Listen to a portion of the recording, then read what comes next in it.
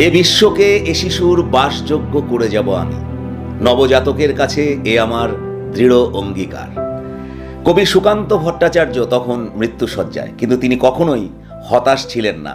পরবর্তী নতুন প্রজন্মের জন্য তিনি শোষণমুক্ত এক পৃথিবী গড়ে তোলার শপথ নিয়েছিলেন তার ছাড়পত্র কবিতায়। কবি সুভাষ মুখোপাধ্যায় তিনি বলেছিলেন যে মাত্র 14 বছর বয়সে কবি সুকান্ত ভট্টাচার্যের মধ্যে যে কাব্য প্রতিভার স্ফুরণ ঘটেছিল, যে রাজনৈতিক প্রজ্ঞার বিকাশ ঘটেছিল, এক কথায় তা ছিল অকল্পনীয়। সময়টা ছিল 1937 সাল। কবি সুকান্ত তার মাকে হারালেন। মা ছিলেন সুনীতি ভট্টাচার্য। তিনি ছিলেন একজন অত্যন্ত আত্মমর্যাদা সম্পন্ন নারী। তিনি নিয়মিত রামায়ণ মহাভারত পাঠ করতেন সুর করে। অবসর সময়ে কাশিরামের কীর্তিবাসী ছিল তার সঙ্গী। জীবনীকাররা বলেন যে মায়ের সুর করে পাঠ করা সেই রামায়ণ মহাভারতই ছিল কবি সুকান্তের কাব্য প্রতিভার অন্যতম উৎস। তবে আরও একজন নারীর ভূমিকা কবি সুকান্তের জীবনে ছিল অত্যন্ত গভীর। তিনি হলেন রানীদি, কবির জ্যাঠতুতো দিদি। এই রানীদির কোলে চড়েই শৈশবে তিনি বড় হয়েছেন। রানীদির কণ্ঠস্থ ছিল রবীন্দ্রনাথ ঠাকুরের কথা ও কাহিনীর বহু কবিতা। শিশু সুকান্তকে কোলে নিয়ে এঘর ওঘর করার ফাঁকে ফাঁকে রানীদি আপন মনে রবীন্দ্রনাথের কবিতার পর কবিতা আবৃত্তি করতেন। আর সে সময় শিশু সুকান্ত রানীদির মুখের দিকে অবাক হয়ে তাকিয়ে থাকতেন। জীবনীকাররা একথাও বলেন যে কবির কাব্য প্রতিভার বীজ তখনই সেই শৈশবেই বপন করা হয়েছিল। প্রসঙ্গক্রমে আপনাদের বলে রাখি যে এই রানীদিই হলেন যিনি কবির নামকরণ করেছিলেন সুকান্ত ভট্টাচার্য।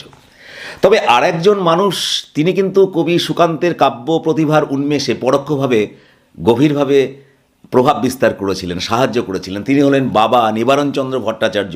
তিনি ছিলেন একজন বই ব্যবসায়ী। তা বই ব্যবসার সুবাদে বাড়িতে থরে থরে বই সাজানো থাকতো। আর কবি সুকান্ত সেসব বইয়ের মধ্যে সাহিত্য নির্ভর বইগুলি বেছে বেছে সবার অলক্ষ্যে গোগ্রাসে গিলতেন। বলা বাহুল্য এভাবেই শৈশবে কবির জীবনে সাহিত্য নির্ভর একটা শক্তপোক্ত একটা সুবেদী ভিত তৈরি হয়েছিল। দুর্ভাগ্যক্রমে মা সুনীতি দেবী এবং রানীদি এরা কেউই বেশি দিন বাঁচেননি। 1937 সালে প্রথম দিকে হঠাৎ মারা গেলেন রানীদি, আর শেষের দিকে ক্যান্সারে আক্রান্ত হয়ে শেষ নিঃশ্বাস ত্যাগ করলেন কবির মা সুনীতি দেবী। কবির একজন বইমাত্রেয় ভাই ছিলেন, সৎ দাদা, নাম মনমোহন ভট্টাচার্য। তার স্ত্রী কবিকে ভীষণ স্নেহ করতেন। মাতৃহারা ছেলেটিকে তিনি মায়ের ভালোবাসা দিয়ে ভরপুর করে রেখেছিলেন। সে সময়ে কবির লেখা ছোট ছোট ছড়া সেসব তিনি অত্যন্ত মন দিয়ে পড়তেন এবং কবিকে উৎসাহ দিতেন। একদিন কি হলো, উপনয়ন উপলক্ষে তিনি কবিকে একটা টাকা দিয়েছিলেন। সে সময় 1 টাকা মানে অনেক। সেই টাকা কিভাবে খরচ করা যায় তা নিয়ে কবি সুকান্ত ভট্টাচার্য বন্ধুবর ভূপেন ভট্টাচার্যকে ডেকে পাঠান এবং তার সঙ্গে পরামর্শ করেন। বন্ধু ভূপেন ভট্টাচার্য পরামর্শ দেন যে তোমার মাথায় এত কালো চুল, এই চুলের স্মৃতি বাঁচিয়ে রাখা দরকার, চলো স্টুডিওতে। সে সময় স্টুডিওতে গিয়ে কবি সুকান্ত ভট্টাচার্য 4টি পাসপোর্ট সাইজের ফটো তুলেছিলেন। বলা বাহুল্য গালে হাত দেওয়া তার সেই ছবিটি, যে ছবিটি সবসময় আমরা দেখতে পাই, সেই ছবিটি কিন্তু সে সময় তোলা।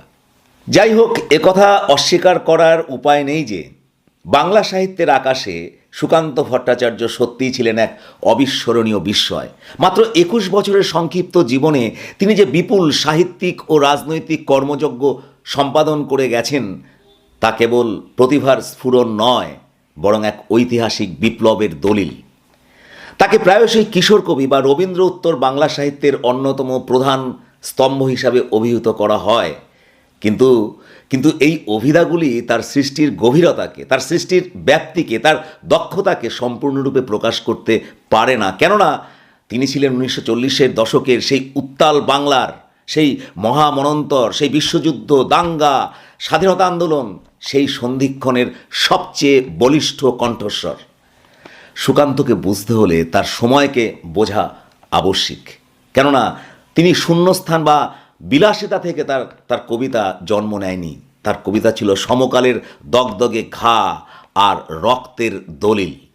সুকান্ত ভট্টাচার্য 1926 সালের 15ই আগস্ট কলকাতার মামাবাড়িতে জন্মগ্রহণ করেন।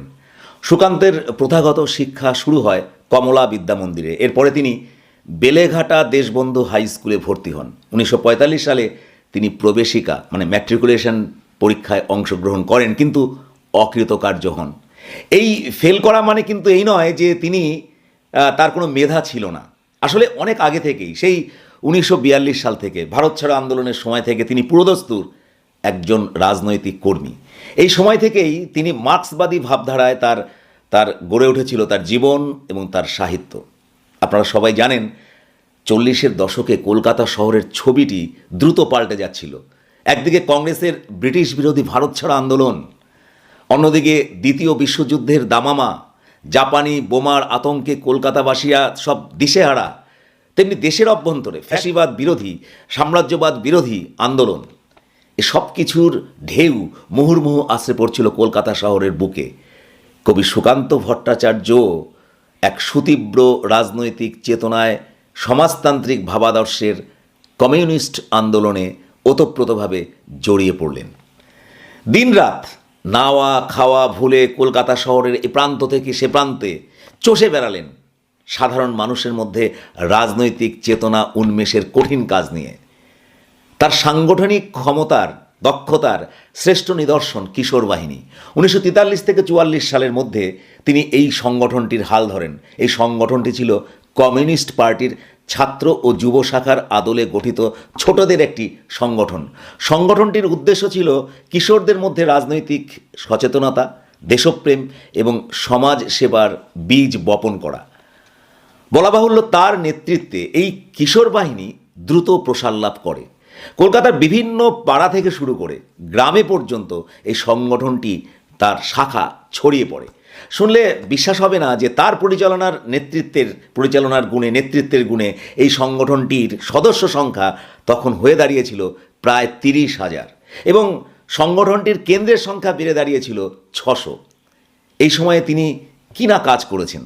কখনো তিনি দুর্ভিক্ষের সময় ত্রাণ বিতরণ করছেন, কখনো তিনি মহামারী প্রতিরোধে সদস্যদের নিয়ে পাড়ায় পাড়ায় তিনি কাজ করে চলেছেন, কখনো বা সাম্প্রদায়িক দাঙ্গার সময় সম্প্রীতি রক্ষার কাজে সবাইকে নিয়ে তিনি ঝাঁপিয়ে পড়েছেন।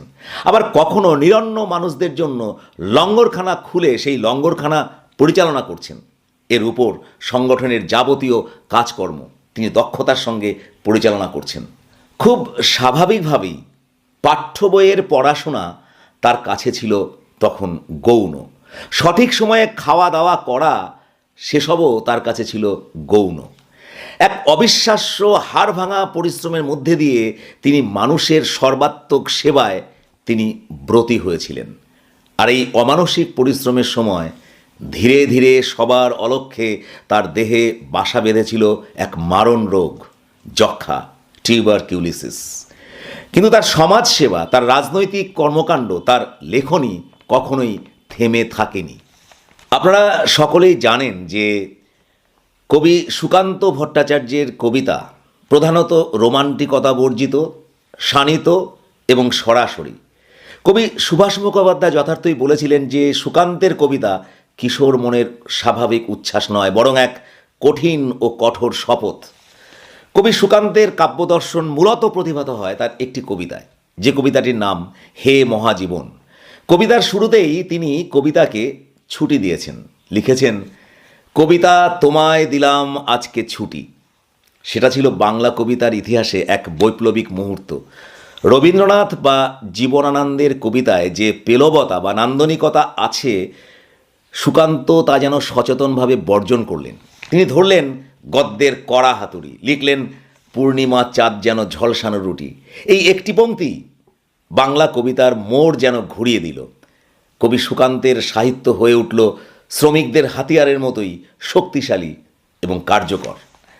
তার অন্যতম জনপ্রিয় কবিতা রানার, যে কবিতা পরে শ্রদ্ধেয় সুরকার সলিল চৌধুরীর সুরে অমরত্ব লাভ করে, সেই কবিতা পড়লেই যেন মনে হয় কবিতা নয়, এ যেন শ্রমজীবী মানুষের মহাকাব্য। তিনি রানারকে কখনো কর্মচারী হিসাবে দেখেননি, দেখেছেন এক দিগন্ত উন্মোচনকারী শ্রমিক হিসাবে। রানার রানার এ বোঝা টানার দিন কবে শেষ হবে, এই প্রশ্নের মাধ্যমে তিনি শ্রমিকের মুক্তির আকাঙ্ক্ষাকে তিনি ব্যক্ত করেছেন। আবার তিনি যখন দেশলাই কবিতা লেখেন, তিনি যখন সিঁড়ি কবিতা লেখেন, সেসব কবিতায় তিনি রূপকাশ্রয়ে সেই সর্বহারা শ্রেণীর মানুষদের দেখিয়েছেন যারা এককভাবে দুর্বল হলেও সংঘবদ্ধভাবে তারা কিন্তু রাষ্ট্র ক্ষমতাকে উল্টে পাল্টে দেওয়ার ক্ষমতা রাখে। সেখানেও তিনি শোষিত শ্রেণীর মানুষদের পঞ্জীভূত সুপ্ত ক্ষোভের প্রকাশ ঘটিয়েছেন। প্রসঙ্গত আমার মনে পড়ছে তার সেই শ্লেষাত্মক কবিতাটির কথা। সেই কবিতাটির নাম একটি মোড়গের কাহিনী। আপনারা জানেন সে গল্প। একটি মোড়গ প্রাসাদের বাইরে থেকে প্রাসাদের ভেতরের মানুষজনের সুস্বাদু খাবার তাদের খেতে দেখছে, তারও ইচ্ছে করছে সুস্বাদু খাবার গ্রহণ করতে, খেতে। অথচ একদিন সেই মোড়গটি প্রাসাদে প্রবেশ করে খাদক হিসেবে নয়, টেবিলের খাদ্য হিসাবে। কবিতায় তিনি সমাজের প্রান্তিক মানুষদের, সমাজের গরিব নিরন্ন মানুষদের নিয়তির চিত্রটি চমৎকারভাবে, তীক্ষ্ণভাবে তিনি ফুটিয়ে তুলতে সক্ষম হয়েছেন। সত্যি কথা বলতে কি, তার কবিতার সম্ভার নিয়ে আলোচনা করলে সে আলোচনা শেষ হবার নয়। যক্ষ্মা বা টিউবারকিউলোসিস ধরা পড়ার পর কবি সুকান্ত ভট্টাচার্যকে প্রথমে রেড এইড কিওর হোমে এবং পরে যাদবপুর টিবি হাসপাতালে তাকে ভর্তি করা হয়। তখনকার দিনে স্ট্রেপ্টোমাইসিন যক্ষ্মার ওষুধ তা সুলভ ছিল না, ফলে যক্ষ্মা মানে ছিল কার্যত মৃত্যুদণ্ড। 1947 সালের 13ই মে মাত্র 20 বছর 9 মাস বয়সে এই ক্ষণজন্মা কবির জীবনদ্বীপ চিরতরে নিভে যায়। কবি সুকান্তের মৃত্যুর পর তার কবিতাগুলি আরও বেশি শক্তিশালী হয়ে ওঠে। বিশেষ করে সুরকার সলিল চৌধুরী কবি সুকান্তের কবিতায় সুরারোপ করে সেগুলিকে অসাধারণ গণসঙ্গীতে রূপান্তরিত করেন। রানার, অবাক পৃথিবী, ধূপের মতো, হেমন্ত মুখোপাধ্যায় এবং অন্যান্য শিল্পীদের কণ্ঠে গাওয়া এই গানগুলি কবি সুকান্তকে বাঙালির ড্রয়িং রুম থেকে মিছিলে মানুষের হৃদয়ে পৌঁছে দেয়। কবি সুকান্তের কবিতার সমালোচনা করতে গিয়ে অনেকে বলেছেন যে সুকান্তের কবিতা আসলে প্রোপাগান্ডা ছাড়া আর কিছুই নয়। অনেকে বলেছেন তার কবিতা অপরিণত। অনেকে মনে করেছিলেন যে বিশ্বায়নের যুগে সুকান্ত অপ্রাসঙ্গিক হয়ে যাবেন, কিন্তু বাস্তবতা ভিন্ন। আমরা দেখেছি সাম্প্রতিক সময়ে এনআরসি সিএ বিরোধী আন্দোলনে কলকাতার রাজপথে কবি সুকান্তের কবিতার লাইন, দেওয়ালে দেওয়ালে মনের খেয়ালে লিখি কথা, আমি যে বেকার পেয়েছি লেখার স্বাধীনতা, সেসব লাইন বজ্রনির্ঘোষে ফিরে এসেছে। আবার 2024 সালে আরজিকর হাসপাতালের ঘটনার প্রেক্ষিতে যে গণ আন্দোলন গড়ে ওঠে, সেখানেও কবি সুকান্তের কবিতার লাইন, জ্বলে পুড়ে মোড়ে ছারখার তবু মাথা নোয়াবার নয়, সেসব পংক্তিগুলি, পোস্টারগুলি বারবার ব্যবহৃত হয়েছে। রাষ্ট্রীয় অবহেলা এবং অন্যায়ের বিরুদ্ধে তার কবিতা আজও ধারালো অস্ত্র। তা বুদ্ধদেব বসু থেকে শুরু করে মানিক বন্দ্যোপাধ্যায় সবাই কবি সুকান্তের প্রতিভার স্বীকৃতি দিয়েছেন। কেউ কেউ তাকে কিশোর কবি বলে তার সৃষ্টিকে অপরিপক্ক বলতে চেয়েছেন ঠিকই, কিন্তু বুদ্ধদেব বসুর মতো কড়া সমালোচকও স্বীকার করেছেন যে সুকান্ত বেঁচে থাকলে বাংলা সাহিত্য আরও সমৃদ্ধ হতো, অনেক কিছু পেত, তবে তিনি যা রেখে গিয়েছেন তা তাকে অমর করার জন্য যথেষ্ট। সুকান্ত ভট্টাচার্য বাস্তবিকই ছিলেন এক অসমাপ্ত বিপ্লব। মাত্র 7-8 বছরের সাহিত্যিক জীবনে তিনি বাংলা কবিতার মোড় ঘুরিয়ে দিয়েছিলেন। আজকের এই আলোচনা শেষ করার আগে আমি শুধু একটি কথাই বলবো যে সুকান্ত ভট্টাচার্য কেবল একটি নাম নয়, তিনি একটা স্পিরিট। যতদিন পৃথিবীতে নিরন্ন মানুষের খিদে থাকবে, বৈষম্য থাকবে, শোষক শোষিতের দ্বন্দ্ব থাকবে, ততদিন সুকান্ত ভট্টাচার্য প্রাসঙ্গিক হয়ে থাকবেন। রবীন্দ্রনাথ যদি বাংলা সাহিত্যের ধ্রুবতারা হন, নজরুল ইসলাম যদি বাংলা সাহিত্যের ধূমকেতু হন, তাহলে সুকান্ত হলেন সেই উল্কা যিনি ক্ষণিকের জন্য জ্বলে উঠে আমাদের দেখিয়ে দিয়ে গেলেন যে অন্ধকার যত গভীরই হোক, তাকে ভেদ করার শক্তি তারুণ্যের স্পর্ধার মধ্যেই নিহিত। জন্মশতবর্ষ উপলক্ষে কবি সুকান্ত ভট্টাচার্যের প্রতি গভীর শ্রদ্ধা জানিয়ে আজ এখানেই শেষ করছি। দেখা হবে নতুন কোনো এইরকমই নলেজেবল ভিডিওতে। ভালো থাকুন। নমস্কার।